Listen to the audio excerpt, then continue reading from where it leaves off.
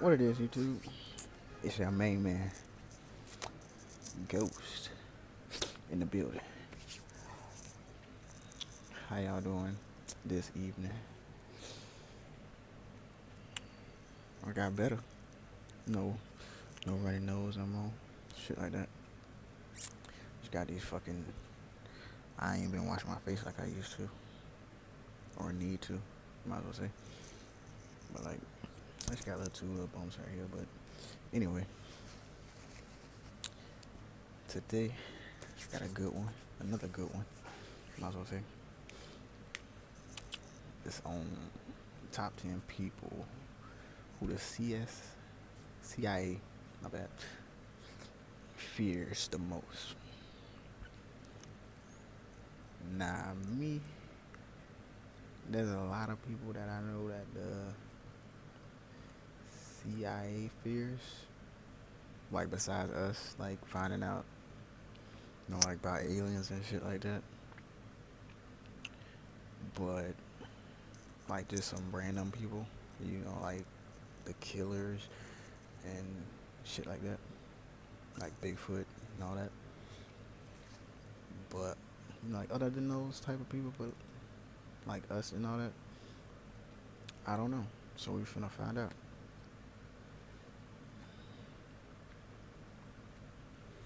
Like I just gotta know. And I'm finna share it. Y'all finna watch along with me. You know. So let's get into it. Make sure y'all like, comment, subscribe, and all that good stuff. Let me know what you think about the top 10 people who the CIA fears the most. So let's get into it. There are some horrible people in the world, and we have rounded up 10 of the worst for ya. Here are the top 10 people the CIA fears the most. Starting off this list in our number 10 spot, we have Scott Erskine. We are starting off this list with truly one of the worst people I've ever heard about. Scott's story starts off when he was a child and suffered an injury that involved his head and brain. He seemed to recover fine physically, but continued to complain of headaches and that sort of thing, and it is unclear if these things were ever looked into further. At a very young age, he began to commit violent crimes against others that I truly cannot even speak about here on YouTube. He spent 4 years in prison for one of his crimes when he was around 17 years old, but when he was paroled after the 4 years, he immediately began committing crimes again. In 1993, Scott invited a woman who was waiting for the bus into his home and ended up holding her hostage for several days. After letting her go, he was quickly arrested and ended up being sentenced to 70 years in prison. This is when he had to submit DNA to a database. They might as well just gave him life. I'm talking about 70 years. He's still probably gonna be alive. Just what, like,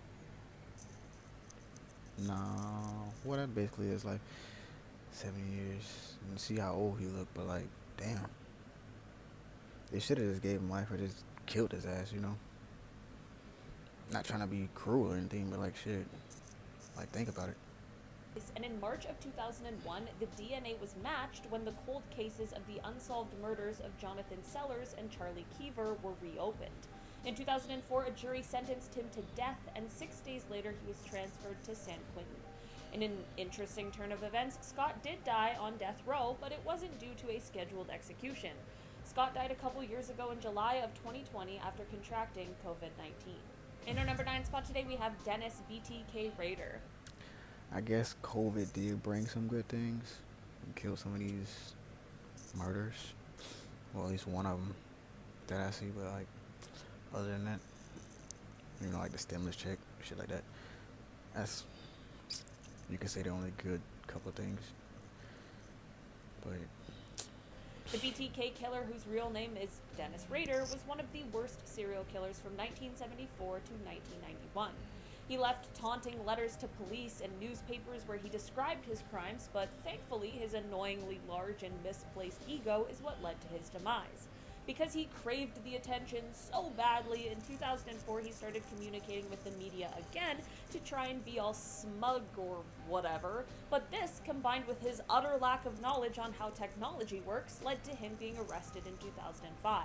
Imagine getting away with those crimes for so long and your ego and your own ignorance does you in the end. During his trial, he didn't apologize for his crimes, but he did describe them in full detail, which is horrifying and honestly very unnerving. After his trial, he ended up being sentenced to 10 consecutive life sentences with a minimum of 175 years. When Rader was first arrested and police were taking him to the station, an officer asked him, "Mr. Rader, do you know why you're going downtown?" To which he replied, "Oh, I have suspicions why." Ew. Now you know he ain't getting out. I seen this on another channel, like his story on another channel. Somebody was like explaining like how they caught him and shit. His murders are fucking terrible. He should have been at least like, I would say like he's like number 5 or something.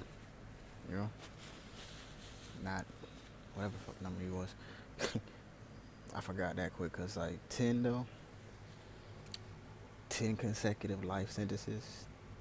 He's never getting out unless somebody keeps him alive in like the hyperbolic chamber type shit, and then they, like do some government shit and they keep him alive and like put him in like the military and have him kill some people, shit like that. I'm just thinking gamer wise, but like, you know what I'm saying. In our number 8 spot today, we have Chester Turner.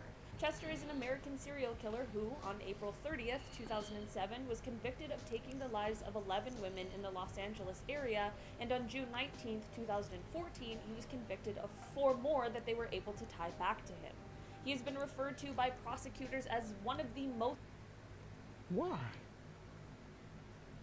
Let's just continue. I want to see why. I'm trying to find out why. prolific serial killers in the city's history, and if you know Los Angeles' history with things like that, that is not something to take lightly. In his original trial that led to conviction, Chester was sentenced to death, but at the following one in 2014, he also received an additional death sentence. In the end, like with a lot of these kinds of stories, DNA came to save the day and help authorities find out who was committing these horrible, horrible crimes. In our number 7 spot today, we have Gary Ridgway. This horrible human being is also sometimes known as the Green River Killer, and his crimes took place somewhere between 1982 to potentially as recent as 2001. He was convicted of 49 crimes but confessed to an unbelievable 71, which makes him the second most prolific serial killer in the United States in terms of confirmed killings. Most of his victims were either sex workers or women in other vulnerable circumstances, and through DNA profiling evidence, in 2001, authorities were able to connect him to 4 of his crimes. From there, they made a deal with him where they would spare him the death sentence in exchange for disclosure of the location of all of the missing women. Gary took... Now this guy, from when somebody else like did this on their channel, there's a lot of people that do this just regularly on their channel. It's cool. It's cool. It seemed like he didn't like prostitutes or like just them street girls be hanging out on the street, having sex with money, shit like that. It's crazy. And he kidnapped him and just like, damn, bro, like you must have been bored. No, you didn't like him. Or you just crazy. The deal and was spared the death sentence and instead was sentenced to life without the possibility of parole. Not only did he say that he chose the type... Will you be my freeze? New Mike's Hard Freeze. All the flavor without the brain freeze. victims he did because they were, quote, easy to pick, and that he, quote, hated most of them, but he also called his crimes his career. What did I just say? He hated them. And that boredom shit, like, you need to kill nobody, just, boy, if you don't, like, go somewhere, chaos outside, don't go outside and kill somebody, go fishing. Like, come on. I hate him. In our number 6 spot today, we have Charles Me N.G. too. Charles' story really starts off shortly after he moved to the United States on a student visa. He dropped out after his first semester, and soon after he was involved in a hit-and-run accident. He then tried to avoid prosecution by enlisting in the United States Marine Corps using false documents that stated his birthplace was within the United States. He was arrested by military police a year later for stealing automatic weapons, and then somehow he escaped custody, headed back towards Northern California, and this is where he met Leonard Lake, who is another real piece of work. Charles did end up going away and serving a bit of time, but it was only 18 months, and then he was back with Leonard, and that is when the two started their crime spree together. It is believed that together the pair took the lives of somewhere from 11 to 25 different people. When Leonard was caught and brought in for questioning, he sneakily took a cyanide pill he had hidden in his jacket and took his own life, but Charles ended up standing trial. He was convicted for 11 of the killings, and he remains on death row at San Quentin. In our number 5 spot today, we have Robert Pickton. This horrible person is one of the worst Canadians to ever live and is one of our country's worst serial killers ever. Pickton dropped out of school and began working at his family's pig farm, and this is where most of his absolutely horrific crimes took place. He was first arrested in 2002 and was convicted in 2007 of taking the lives of 6 people, but throughout an extremely lengthy investigation, evidence of many more killings came to light. During his time in jail, an undercover police officer posed as his cellmate, and Pickton confessed to 49 crimes to him. Apparently, he was saying to the undercover officer that he wanted to take one more life to make it an even 50, and that he only got caught because he was sloppy. The entire trial was a bit of a mess, but it led to a life sentence without the possibility of parole for 25 years, which was the longest possible sentence under Canadian law at the time. This unfortunately does mean that he will be eligible for parole within the next decade, so let's hope that never ever happens. In our number 4 spot today, we have the Golden State Killer. The Golden State Killer is one of... Bro, what kind of shit is that? I get it's Canada and all that shit, but like, he gonna get parole in the next decade? No. Eligible for parole in the next decade? Like, really, bro? Really? No. You need to stay locked up. That's it. Stay locked up. Play basketball in the fucking snow, or whatever it is y'all do. Like, the most well-known serial killers ever, and that is never a good thing. From 1973 to 1986, the GSK was responsible for taking the lives of 13 people, harming 50, and 120 different burglaries all across California. Throughout the investigation process, he used different tactics to both taunt and threaten police and the victims, which is just on a whole other disgusting level. Through recent genetic testing, like those 23andMe things, the identity of the GSK was finally revealed after years and years of investigations. Basically, they uploaded a DNA profile that they were able to get from the crime scenes to the website GED Match. They were able to find 10 to 20 people who had the same great-great-great-grandparents as a match. And then from there, the genealogist made a large family tree, and from there, they were then able to single out 2 main suspects. After covertly collecting DNA samples from one of the suspects and comparing them with the crime scene DNA, they were finally able to arrest Joseph James DeAngelo, who is the Golden State Killer. After decades of waiting, the victims of his crimes were finally able to see justice served, as he was sentenced to 12 life sentences plus 8 years. He was spared the death penalty because he admitted to numerous crimes that he had perpetrated, some of which he wasn't even being charged for. He is now 75 years old and will definitely spend the rest of his life in prison. In our number 3 spot today, we have Rod. I was finna say, I thought, like, why didn't he get the death penalty? Like, why didn't he get that? Some of them don't like to admit to their crimes. I don't get why, like, you did this shit, so, like, just admit to it. Like, don't you want to get your little rep up, or whatever you call it, like, in jail? Well, somebody gonna beat your ass in jail, but, like, shit. It's crazy. It's crazy. We live in a crazy world. Some of these people just get, like, freaking the life penalty with parole, which is weird. That means they got a chance to get out, but it's just like, come on now. Alaka. Rodney is a horrible monster who was convicted and sentenced to death for 5 killings that he committed in California from 1977 to 1979. He also received an additional 25 years to life after pleading guilty to 2 other killings in New York from 1971 to 1977. Rodney got away with his crimes for a while because he wasn't the top of the list of suspects because he was said to be the, quote, charming photographer. Rodney is often referred to as the dating game killer because of his appearance on the show, which, with what we now know about him, is absolutely horrifying. What's even crazier is that he actually won the show he was on, but the episode's bachelorette refused to go on a date with him because she found him, quote, creepy. This is just a reminder to... At least she had good instincts. Because who knows, she could have died. Or got killed, might as well say. Always trust your instincts. It isn't exactly known just how many victims Rodney had. It is potentially thought that it could be much higher than the number he was convicted for. In July of last year, Rodney passed away in prison at the age of 77. In our number 2 spot today, we have the Zodiac Killer. This one had to make it on this list today because while there are a plethora of terrifying people on this list, nothing is as terrifying as an uncaught serial killer, and the Zodiac is definitely the most prolific of them all. The Zodiac Killer took the lives of 5 people in the San Francisco Bay Area between December 1968 and October 1969. He was most known for targeting young couples. My thing is, how y'all didn't catch this motherfucker yet? He left y'all so many fucking clues.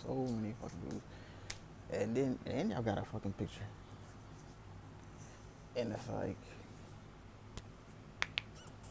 it's either he dead or he's just chilling somewhere. Like, literally just sitting up there like, when they gonna catch me? When the hell they gonna catch me? He probably finna go kill somebody so he can't get caught. I mean, I get it's 2022, but they still doing this shit. Like, you got them, the people in fucking Texas. I forgot what the other one was, but they shooting up schools and then they killing themselves. I get they're 18, but it's just ridiculous, bro. This dude should have been caught in like 2015, 2005 or something. Or a lone male cab driver. Despite 2 people luckily and thankfully escaping his attempted evil doings, he has still never been caught. He was one of those losers who left notes and stuff for the police to find. I like that they think they're being all cool and clever and brave while they do that. Like, if you're so brave and almighty and unafraid, then show us your face. While no one has heard from the Zodiac since 1974, the case remains active in many different countries, and maybe one day we'll finally know who the real Zodiac is. In our number 1 spot today, we have Robert Hansen. Robert is often referred to as the Butcher Baker, and his story truly is horrific. He is one of the most prolific serial killers in Alaska's history because, for over a decade, he would kidnap women and bring them into the wilderness where he would then stalk them like prey. I am just now realizing that there is definitely an episode of Criminal Minds about this guy. Sometimes the premise is just so dark that it sticks with you. The reason he got away with his crimes for so long is because outside of these horrific things, he was just a soft-spoken baker. One of my best friends has the nicest, most kind bakers for parents, and now I'm starting to feel a little suspicious. Might want to look into them, Robert. Robert was heading to church by day and prowling strip clubs at night looking for the next person to take. What led to the downfall of this horrible monster was a badass named Cindy Paulson who was able to escape from Robert and was sure to leave evidence behind. She then went to authorities and told them what happened, and this led to a search warrant for Robert's property, which is where all the evidence they needed lied. Robert is believed to have taken the lives of at least 17 women, and in 1983 he was sentenced to 461 years and a life sentence without the possibility of parole. Alright guys, that... I don't understand. Why don't y'all just give them life? Stop giving them years. Just give them life. 100 and some years. Life. Because he's not going to live that long. He is not going to live that long. Like, really. That's been our list for today. Thank you so much for checking it out. I've been your host today, Olivia Kozlowski, and I'll see you next time. Oh, okay. Well, that... it still gets me. They give him 100 and some years, over 100 years, and think that he gonna live that for that long. No. If you gonna give something like, if this happened, it's like that was me. Just give me life. I know what I did. Don't 107 years. Or just life. Right there, boom. Cause it's like life without parole, or either just give me life with the elder parole, some shit like that. And if I get out on good behavior, just give me an ankle monitor. You know what I'm saying? Keep an eye on me. I don't care. Like, don't give me no 100 and some years and over the life. Like, that's stupid to me. But yeah, I'll catch y'all. Ooh, I'll catch y'all in the next video. Make sure you like, comment, subscribe. Peace.